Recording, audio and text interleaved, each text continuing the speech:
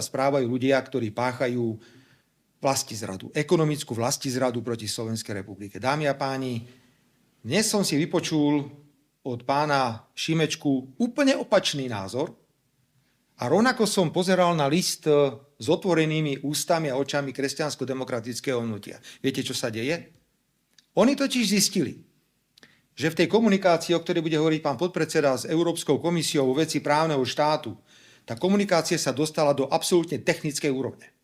My teraz odpovedáme na technické otázky, riešime problém predovšetkým trestného zákona, ktorý má pozastavenú účinnosť a pochopili, že z toho asi nič nebude. A rovnako si uvedomili, že pravdepodobne prestrelili tým, že takto útočili na záujmy Slovenskej republiky. Dámy a páni, veď oni neberú peniaze nám a nechcú nám zobrať peniaze.